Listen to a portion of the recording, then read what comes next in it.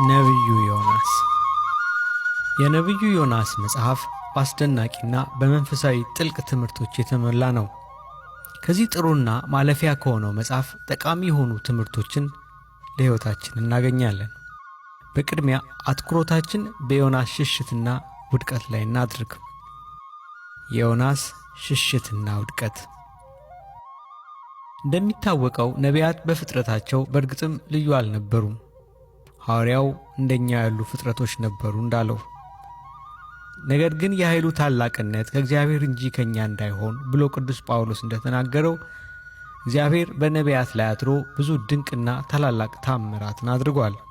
በሌላ በኩል ደግሞ ከነቢያት ከቅዱሳን ሐዋርያትና ከአበው ቀደምት መካከል ስህተት ላይ የወደቁም እንደነበሩ ነው። ስለዚህ የኛ ዓላማ ከስህተቶቻቸው ለመጠቀምና መንፈሳዊ ዕውቀትን እንድናገኝ እንጂ ለመከራከር መሆን የለበትም። እስኪ በእግዚአብሔር ጥሪ ላይ የዮናስን ደካማ አመለካከት ምን እንደነበረ እንመልከት። የእግዚአብሔር ቃል ወደ አማቴ ልጅ ወደ ዮናስ እንዲህ ሲል መጣ።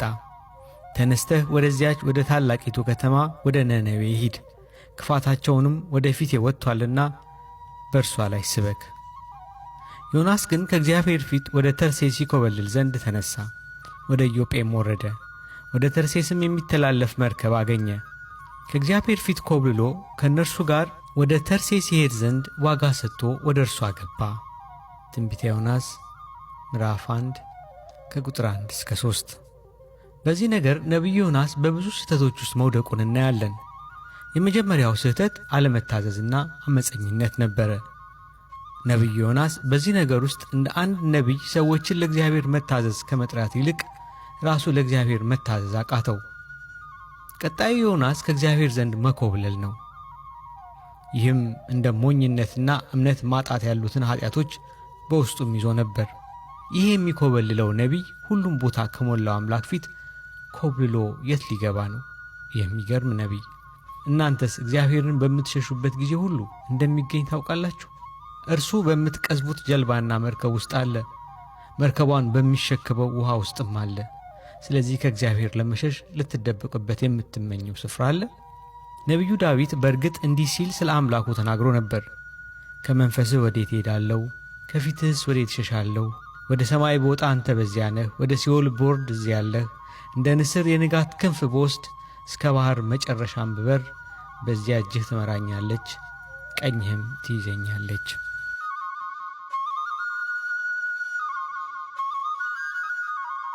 ነገር ግን ዮናስ በዚህ ከእግዚአብሔር ፊት ለመደበቅ በዛፎቹ መካከል ለመሸሸግ ያሰበው አባቱን አዳምን መስሎ ነበር። ኃጢአት ምን ያህል የሰውን ብርሃን ለማጥፋት በቀላሉ መረዳት የሚችሉ ነገሮችን እንኳን እንዳናስብ የሚያደርገን መሆኑን ያሳየናል። በኢዮጴም ዮናስ ወደ ተርሴስ የምትሄድ መርከብ አግኝቶ ገንዘብ ከፍሎ ውስጡ አገባ። የሚያስገርም ነው። ለእግዚአብሔር ላለመታዘዝ ኃጢአት ዮናስን ያስከፈለችው የገንዘብና የልፋት ዋጋ። የእግዚአብሔርን ጸጋና በረከትን ግን በነፃ እናገኘዋለን፣ ያውም ከሙሉ ክብርና ሞገስ ጋር። ገንዘብን በማውጣትና በልፋት ራስን ለመጉዳት መኳተን ግን የሚደንቅ ነው። ምናልባት ዮናስ አለመታዘዝን ባሰበበት በዚያ ሰዓትና መርከበኞቹን ለጉዞ በጠየቀበት ሰዓት ገንዘብ ባይኖረው ኖሮ በረከት ይሆንለት ነበር። ምክንያቱም ዮናስ ለመርከቡ ጉዞ ገንዘብ በከፈለበት በዚያች ጊዜ እጥፍ ኪሳራ አጋጥሞታልና። ገንዘቡና መታዘዙን ማለት ንጹሕ ልቦናውን በአንድ ጊዜ አጣ። ይህ ስለ ዮናስ መኮብለልና ለመታዘዝ አጭር ግንዛቤ ሲሆን፣ የእግዚአብሔር ሐሳብ በዚያ ነገር ላይ ምን ነበር? በጣም በሚገርም አኳኋን እግዚአብሔር የዮናስን አለመታዘዝ ለበጎ ነገር ተጠቀመበት። ይኸውም በዮናስ መታዘዝ የነነዌ ሰዎች የሚድኑ ከሆነ እንዲሁ ባለመታዘዙ በኩል ደግሞ መርከበኞቹ ይድናሉ። በዚህ የተነሳ እግዚአብሔር ሰዎችን ለማዳን እንደ መሳሪያ አድርጎ የተጠቀመው ዮናስን መታዘዝና አለመታዘዝን ነበረ።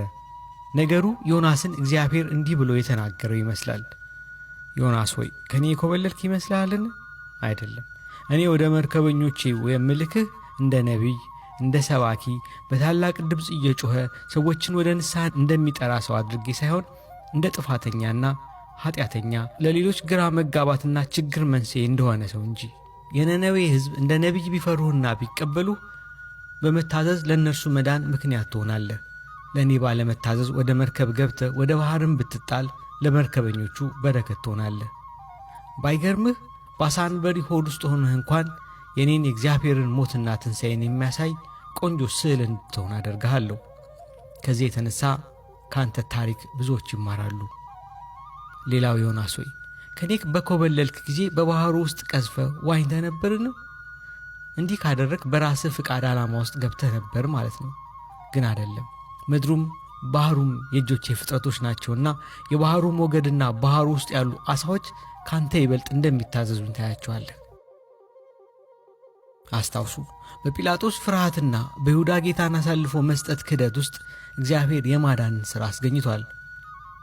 ሐዋርያው እግዚአብሔርንም ለሚወዱት እንደ ሐሳቡም ለተጠሩት ነገር ሁሉ ለበጎ እንዲደረግ እናውቃለን እንዳለ። ስለዚህ ወንድሜ ሆይ ከሚያጋጥመ አጋጣሚዎችና መከራዎች ሁሉ በጎ ነገርን ለመጠቀም ሞክር እንጂ አታጉረምርም። ከጓደኛ አለመታመንን፣ ከልጅ አለመታዘዝን፣ ከበሽተኝነትና ጤንነትን ለመጠቀም ጣር። መራራውን ወደ ጣፋጭ የሚለውጠውን የእግዚአብሔርን ፍለጋ ተከተል፣ በእርሱም ተደገፍ። እግዚአብሔር በግዑዛን ነገሮች መታዘዝ ዮናስን ሀ ብሎ ማሳፈር ጀመረ። እግዚአብሔርም በባሕሩ ላይ ታላቅ ነፋስን አመጣ፣ በባሕርም ታላቅ ማዕበል ሆነ፣ መርከቢቱም ልትሰበር ደረሰች ይላል ትንቢተ ዮናስ ምዕራፍ 1 ቁጥር 4። ከዚያ በኋላስ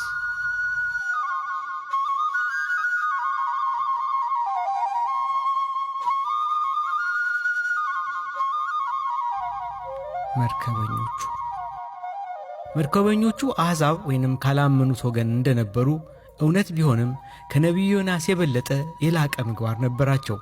ከዚህ በረት ያልሆኑ ሌሎች በጎች አሉኝ፣ እነርሱን ደግሞ ላመጣ ይገባኛል። ድምፄንም ይሰማሉ፣ አንድም መንጋ ይሆናሉ፣ እረኛውም አንድ እንዳለ። እነዚህ መርከበኞች ቆርኔሌዎስ ስለሚባል 100 አለቃ አስታወሱኝ። ይህም ሰውየው ውጫዊ ሁኔታው ወይንም ገጽታው ወይንም ምስሉ ሲታይ አሕዛብ ነበረ። ለአምልኮተ እግዚአብሔር እንግዳ የነበረ ሰው ነበረ። ግን ፈሪሃ እግዚአብሔር ያደረበት ከነ ቤተሰቡ ጭምር ምግባረ ሰናይን የሚፈጽም ሩህሩህ ሰው፣ ምጽዋትን እንዲሁ የሚሰጥና ባለማቋረጥ የሚጸልይ ሰው።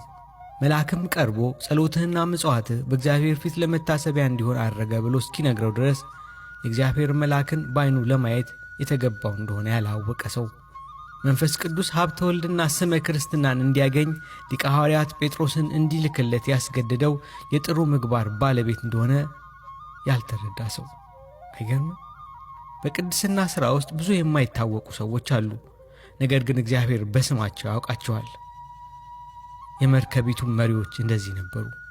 ማናቸውም አይነት መልካም መታወቂያ ነበራቸው። ያጡትን እምነት ሊያጎናጽፋቸው ግን እግዚአብሔር የዮናስን አለመታዘዝ ተጠቀመበት። ዮናስ የእነሱን መርከብ እንዲይዝ አደረገ። በጉዞም ላይ መርከቢቱ ልትሰበር እስክትደርስ ባጋጠማቸው የማዕበል ጉዳት ይህንን ተናገሩ። መርከበኞቹም ፈሩ፣ እያንዳንዱም ወደ አምላኩ ጮኸ ይለናል ትንቢተ ዮናስ ምዕራፍ 1 ቁጥር 5። እዚህ ላይ የምንገነዘበው ነገር ከተከሰተው ችግር ለመዳን የራሳቸውን ሥልጣንና መላ ከመፈለጋቸው አስቀድሞ ወደ እግዚአብሔር እርዳታ ለመለመን ዞሩ። ዮናስንም ከእንቅልፉ በቀሰቀሱት ጊዜ ያሉት ነገር ተነሳና የመርከቡን ጭነት በማቃለል አግዘን ሳይሆን ተነስ፣ አምላክህንም ጥራ፣ አምላክህ ምናልባት ያስበንና ከጥፋት እንድን ይሆናል የሚል ነበር። የሚገርመው እነርሱና በመርከቧ ውስጥ የነበሩት ተጓዦች ሁሉ ሲጸልዩ ከመካከላቸው ያልጸለየ ቢኖር የእግዚአብሔር ነቢይ የተባለው ዮናስ ነበረ። ከዚህ በላይ የሚያስገርመው ከእንቅልፍ ከቀሰቀሱት በኋላ እንኳን ስለ እርሱ መጸለይ መጽሐፍ ቅዱስ የሚለን አንዳች ነገር የለም። ዛሬስ ዓለም በኃጢአት ባህር ተጥለቅልቃ ሰውን በርኩስቷ ማዕበል እየተንገላታ ሲሰጥም እየተመለከትን ለምንድን ነው በዚህ ዘመን ያለን ክርስቲያኖች የማንጸልየው? ለምን እንደ ዮናስ እንተኛለን? ይህ ምን አይነት ስንፍና፣ ሐኬተኝነትና ግዴለሽነት ይሆን? ዮናስ የተነቀፈው በመልአክ ወይም እንደርሱ ያለ ሌላ ነቢይ ተልኮበት አይደለም። በአንድ ተራ አማኝ ቢሆንም የበለጠ ተቀባይነት ነበረው። ነገር ግን በአሕዛብና እግዚአብሔርን በማያውቁ ሰው መነቀፍ ፍጹም ዮናስን የሚያዋርድና ስለ ራሱን ዋጋ ቢስነት የኀጢአትን ጥልቀቱን እንዲረዳ አድርጎታል። ክርስቶስ በመዋዕለ ስብከቱ ብዙዎች ከምስራቅና ከምዕራብ ይመጣሉ፣ ከአብርሃምና ከይስሐቅ ከያዕቆብም ጋር በመንግሥተ ሰማያት ይቀመጣሉ፣ የመንግሥት ልጆች ግን በውጭ ወዳለው ጨለማ ይጣላሉ፣ በዚያም ልቅሶና ጥርስ ማፋጨት ይሆናል ያለው ለዚህ ነው። እግዚአብሔር ሕዝቡን በከነናዊቷ ሴት በኩልም ነቅፏቸዋል። ይቺ ከነናዊት ደግሞ የመጣችው ከተረገመው ሕዝብ ነው። በሰማራውያንም በኩል ይነቅፋቸው ነበር። ሰማራውያንም ጠማማ የሆነ እምነት፣ ባህልና የሃይማኖት ሕግጋት የሚከተሉ ነበሩ። ነገር ግን እነዚህ ሕዝቦች የኋላ ኋላ ከካህናትና ከሌዋውያን የበለጠ የእግዚአብሔር አገልጋዮች ለመሆን በቅተዋል። እግዚአብሔር ፈሪሳውያንን በቀራጭና ኃጢአተኞች በተባለ ሰውዬ በኩልም እንዲሁ ኃጢአተኛ በሆነችው ሴትዮና የክርስቶስን እግር በእንባዋ በማራስ ፍቅር የተሞላ መልካም ምግባሯን ከፈሪሳውያኑ ይበልጥ ባሳየችው ነቅፏቸዋል። እነርሱ በሃይማኖት ራሳቸውን ከፍ ከፍ የሚያደርጉ ግብዞች የነበሩ ናቸውና። ሁለተኛው ከመርከበኞቹ የምናገኘው ሌላው አስደናቂ ነገር ዮናስን ተነስና ወደ አምላክህ ጩኽ አላሉትም። ነገር ግን እንዲህ አሉት፣ ተነስ አምላክህንም ጥራ።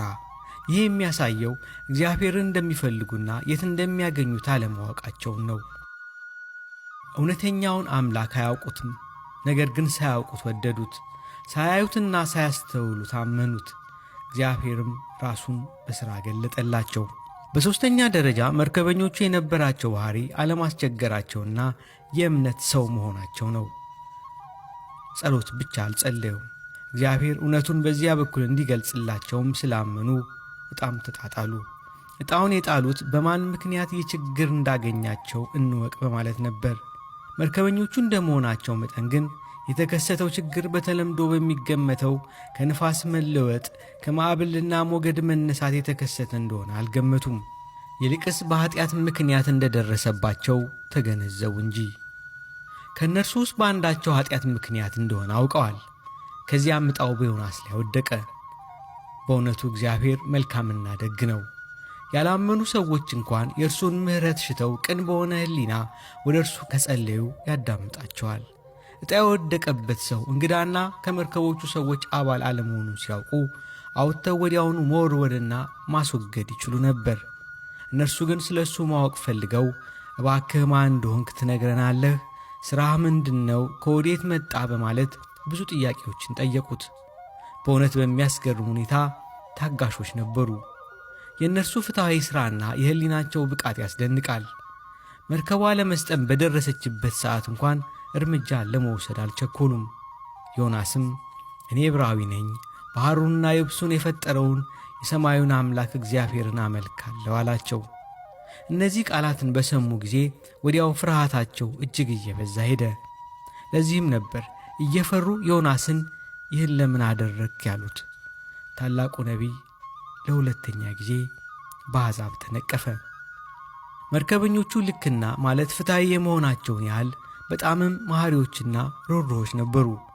ይኸውም ዮናስ ጥፋተኛ እንደሆነና ሞትም እንደሚገባው እርግጠኛ ሆነው ሳለ ለንብረታቸው መጥፋት ምክንያት ለሕይወታቸውም ፈተና መንስኤ እንደሆነ እያወቁ እርሱን በችኮላ ለሞት አሳልፈው መስጠት ከበዳቸው። ይልቁንም ባሕሩ ጸጥ እንዲልልን ምን እናድርግብህ በማለት መፍትሔውን ራሱን ጠየቁት። ዮናስም አንስታችሁ ከባሕሩ ውስጥ ጣሉኝ፣ ከዚያም ባሕሩ ከመናወጥ ጸጥ ይልላችኋል። ይህ ታላቅ አውሎ ነፋስ የደረሰባችሁ በእኔ ምክንያት እንደሆነ ያለውና ወደ ባሕሩ ውስጥ ጣሉኝ፣ ለችግሩም ከዚህ ሌላ መፍትሔ የለም ቢላቸውም እርሱን ወደ ባሕሩ መወርወርን ተዉት። የችግሩን መንስኤና መፍትሔ እያናገራቸው እንኳን በተግባር ላይ ለመዋል ሕሊናቸው አልደፈረም። እንዲያውም መርከቢቷን ወደ የብስ ለማውጣት ቀዘፉ። ነገር ግን ከባሕሩ ማዕበል እየበረታ መሄድ የተነሣ ተሳናቸው። ኀጢአተኛውንና ጥፋተኛውን ዮናስን ለማዳን የተቻላቸውን ሁሉ አደረጉ፣ ግን ከንቱ ነበር። የዮናስ ወደ ባሕሩ መወርወር የእግዚአብሔር ፍቃድ ነበርና እነርሱም ወደ እግዚአብሔር እንዲህ ሲል ጮኹ፣ አቤቱ እንዳንጠፋ ንጹሕም ደም በእኛ ላይ እንዳታደርግ እንለምንሃለን አሉ። ዮናስም ወደ ባሕር ጣሉት፣ ባሕሩም ከመናወጥ ጸጥ አለ። ከዚህ የምንረዳው መርከበኞቹ ንጹሕ የሆነ ሕሊና እንደነበራቸውና በዚህ ታማኝ ሆነው ለመቆየት ይጠነቀቁ እንደነበረ ነው።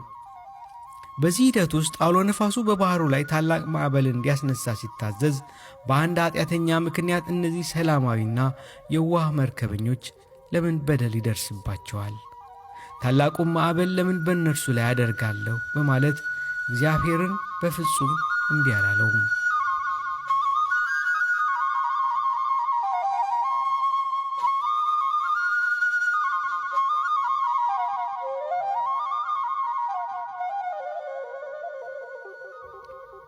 ዮናስና ዓሣ አንበሪው። እግዚአብሔር ዮናስን የሚውጥ ታላቅ ዓሣ አሰናዳ ይለናል ትንቢተ ዮናስ ምዕራፍ 2 ቁጥር 1። ይህም ዮናስን ለማጥፋት ሳይሆን ለማዳን ነው። ዓሣ ነባሪው ከእግዚአብሔር የተላከና መለኮታዊ ፍቃድን ለማከናወን የተዘጋጀ አደራና ኃላፊነት የተሰጠው እንጂ እንዲበላው ሥልጣን አልተሰጠውም ነበር። ጨጓራውም ዮናስን የሚፈጭበት ፈሳሽ እንዳያመነጩ ተደረጉ። እናንተም ወንድሞች ሆይ እግዚአብሔርን ልታመሰግኑ ይገባችኋል።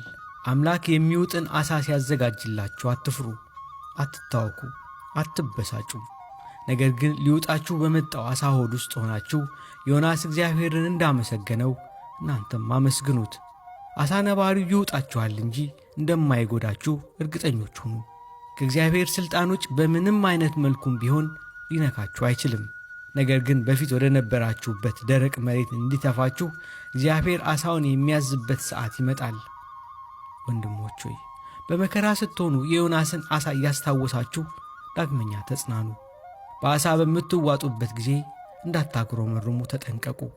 ምክንያቱም የዚህ ዓለም ዓሣዎች ብዙ ናቸውና። ይህን ከነቢዩ ተማሩ። ዮናስ በዓሣ ነባሪው ሆድ ውስጥ ሆኖ የጸለየው ጸሎት ልብን የሚነካ ነበረ።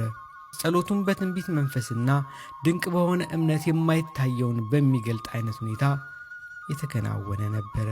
ጸሎቱ እኔ በሕይወቴ ውስጥ ካነበብኳቸው ሁሉ የበለጠና የላቀ ነበር። ምን ነው ይህን ጸሎት ከመኮብለሉ በፊት ቢያደርገው ኖሮ? እውነቱን ለመናገር መከራ የጸሎት ትምህርት ቤት ነው። ዮናስ እንዲህ ብሎ ነው የጸለየው። በመከራዬ ሳለሁ ወደ አምላኬ ወደ እግዚአብሔር ጮኽሁ፣ እርሱም ሰማኝ።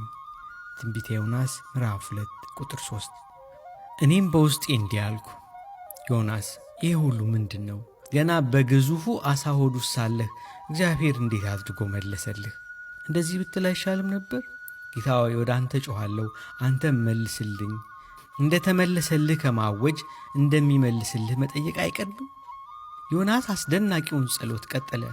በሲኦል ሆድ ውስጥ ሆኜ ጮኽሁ፣ ቃሌን አደመጥህ። ማዕበልና ሞገድ ሁሉ በላይ አለፈ። እኔም ከዓይንህ ፊት ተጣልኩ፣ ነገር ግን ወደ ቅዱስ መቅደስህ እመለከታለሁ። ትንቢተ ዮናስ ምዕራፍ 2 ቁጥር 3። ተመልከቱ፣ ዮናስ በጸሎቱ ወደ እግዚአብሔር መቅደስ በእምነት ዓይን ሆኖ እያየ ራሱን ከዓሣው ውጭ እንደሆነ ሆኖ አገኘው። ይህ እምነቱ ዮናስን ከልመና ጸሎት ወደ ማመስገን አመጣው። ይህ ሰው በእምነቱ እንዴት የሚያስገርም ነው! በእውነት ከሆነ ዮናስ የጠለቀ እምነት ያለውና በእግዚአብሔር የተመረጠ ነው። ግን የማንክደው ነገር የዓመፅ ደመና ከቦት ነበረ። በእግዚአብሔር ላይ ኃጢአትን አድርጓል። ነገር ግን ማንነቱ እንደ ድሮው ጥሩ ነበረ። የዮናስ እምነት በዚህ አስደናቂ ደረጃ ላይ በደረሰ ጊዜ ዓሣ ነባሪው ዮናስን በደረቀ መሬት ላይ እንዲተፋው እግዚአብሔር አዘዘው።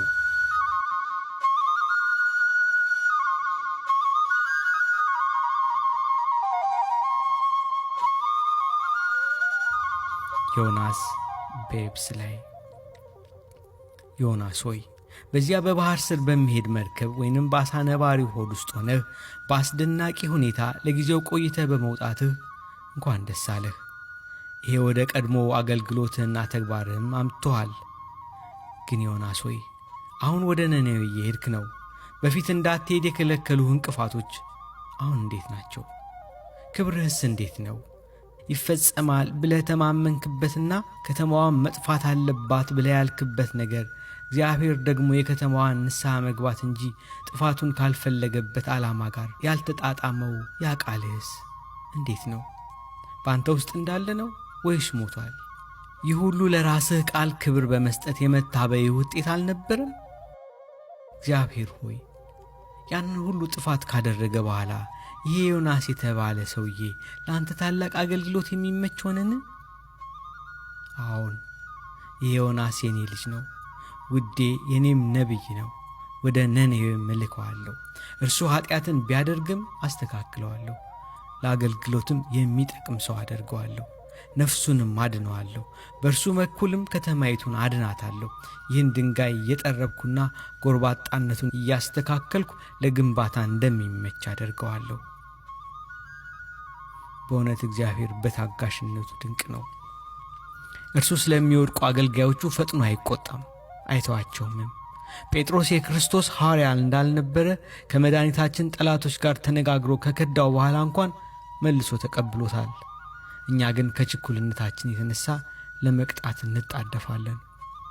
ከሰዎችም ሆነ ከአምላክ ጋር ያለንን መልካም ግንኙነት ለማቋረጥ እንሮጣለን። እግዚአብሔር ግን እንዲህ አይደለም። በዮናስ ስህተት አልተቆጣም ነበር። ለዚህ ነበር አገልግሎትን ያልገፈፈው። ነቢይነቱንም ወደ ተራ አማኝነት ዝቅ አላደረገውም፣ ወይም ደግሞ በእርሱ ፋንታ ሌላ ሊልክ አልፈለገም፣ አላስገሰጸውም። በዮናስ ሕይወት ያለፈው ነገር ራሱ ለእግዚአብሔር በቂ ነበር። የሰውን ስሜት በተግሳጽ በቁጣ በዘለፋና በትንኮሳም ከመጉዳት ይልቅ እንደ ዮናስ ያለፈው ስህተት ጠቃሚ ትምህርት ሆኖ ማለፍ ይበቃል። ተግሳጽ፣ ቁጣና ዘለፋ የእግዚአብሔር መንገድ አይደለም። ስለዚህ እግዚአብሔር ዮናስን በአገልግሎት ውስጥ አቆየው። ሥራውን ለማከናወን ምቹና ጠንካራ ሆኖ አገኘው።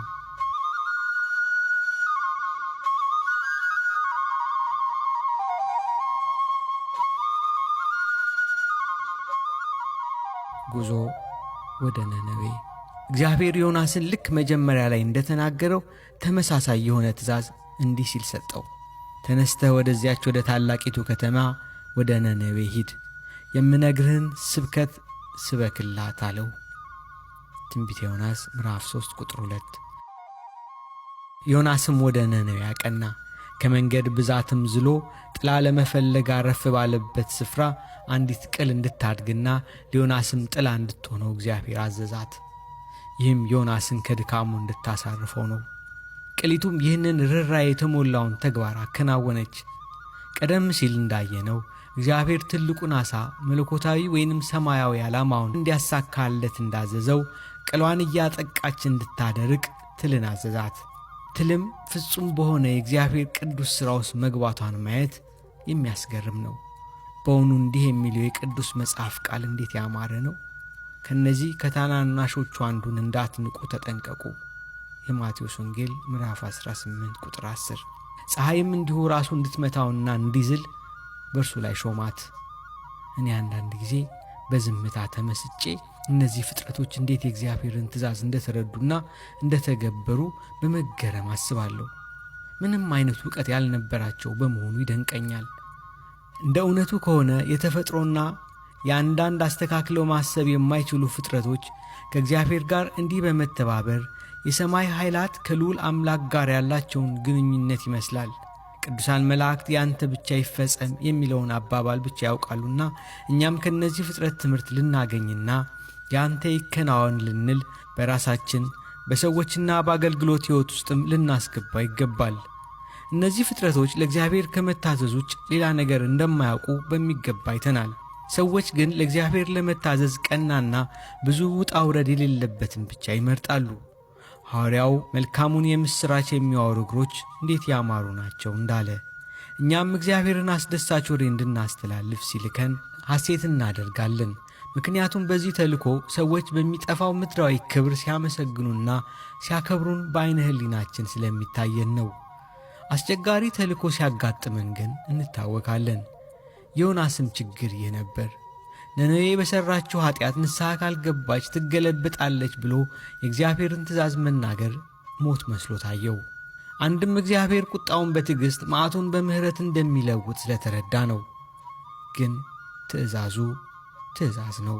ሰው ሲጠሩት አቤት ሲልኩት ወዴት ማለት እንጂ በእግዚአብሔር ቃል ላይ ማመፅ ተገቢ አይደለም። እንኳን እንደ ዮናስ የእግዚአብሔርን ትእዛዝ ለማስፈጸም ተልኮ ይቅርና አብርሃም ሶዶም እንዳጠፋ በማማለድ እግዚአብሔርን ለምኗል። ምንም እንኳን በወቅቱ እግዚአብሔር ወደ አብርሃም ቤት ከመጣበት ጉዳይ ጋር የተያዘ ባይሆንም አብርሃም የከተማዋን ጥፋት ከሩቅ ሆኖ ለማየት እንኳን ስላልደፈረ ለመነ። አሁን ግን ዮናስ እንደ ቀድሞ አይደለም። በሙሉ ፈቃደኝነት የመታዘዝ መንፈስና በታላቅ ብርታት ወደ ነነዌ ተጓዘ። ነነዌ በንስሐ ታላቅ መሆኗ። ዮናስም ተነስቶ እንደ እግዚአብሔር ቃል ወደ ነነዌ ሄደ። ነነዌም የ3 ቀን መንገድ ያህል እጅግ ታላቅ ከተማ ነበረች። ዮናስም የ1 ቀን መንገድ ያህል ወደ ከተማይቱ ሊገባ ጀመረ። ጮኸም፣ በ3 ቀን ውስጥ ነነዌ ትገለባበጣለች አለ። የነነዌ ሰዎች ለእግዚአብሔር ቃል ፈጣን ምላሽ ሰጡ። ሎጥ በሰዶም ሕዝቦች ኃጢአት እግዚአብሔር ተቆጥቶ ሰዶምን እንደሚያጠፋት በነገራቸው ጊዜ እንዳፌዙበት ሳይሆን፣ የነነዌ ሰዎች ግን በመጀመሪያ የነቢዩን ቃል ሰምተው አመኑ። ቀጥሎም ከልብ በሆነ ንስሐ ከታላቁ እስከ ትንሹ ማቅ ለብሰው አመድ ነስንሰው በእግዚአብሔር ፊት ራሳቸውን አዋርደው ተማጸኑ። ከተማዋ በጠቅላላ በኃጢአቷ በመጸጸት በአቧራና በአመድ ተሸፈነች። በመዋረድ ማቅ ለበሰች።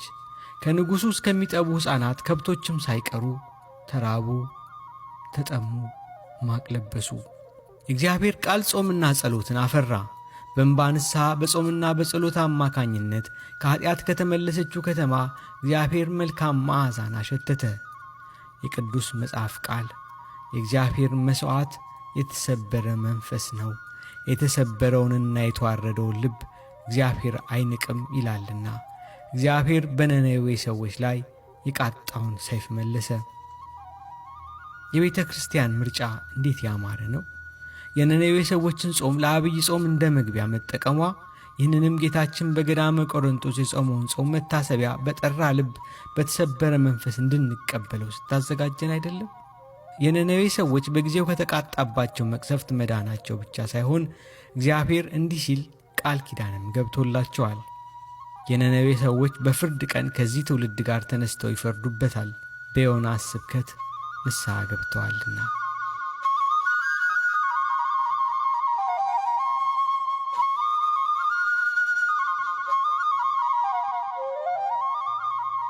እግዚአብሔር በዮናስ መጽሐፍ ውስጥ በሕይወትና በትምህርት በተሞላችው በትንሿ የዮናስ መጽሐፍ ውስጥ ስለ ነቢዩ ስለ ዮናስ ሕይወት ተመልክተናል።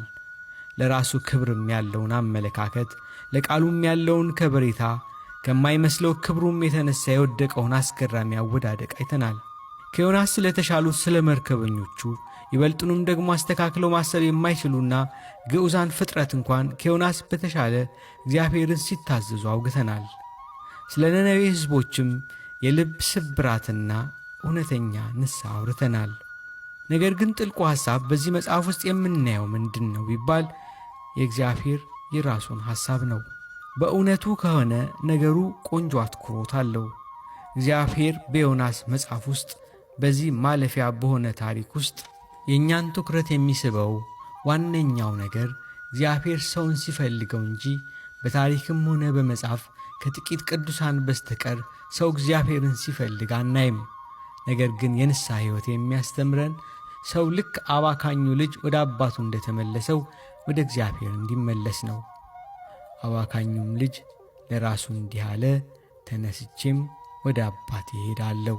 የሉቃስ ወንጌል ምዕራፍ 1 ቁጥር 5። በዮናስ መጽሐፍ ውስጥ እግዚአብሔር የሰውን ልጅ ወደ ንስሐ ሊያመጣቸው እንደሚፈልጋቸው እናያለን። ሁሉንም ሰው እንደሚፈልግም እንመለከታለን። ወደ እርሱ የምትሄደውን ነፍስ ደግሞ ሊፈልጋት ሁልጊዜ ይጣራል።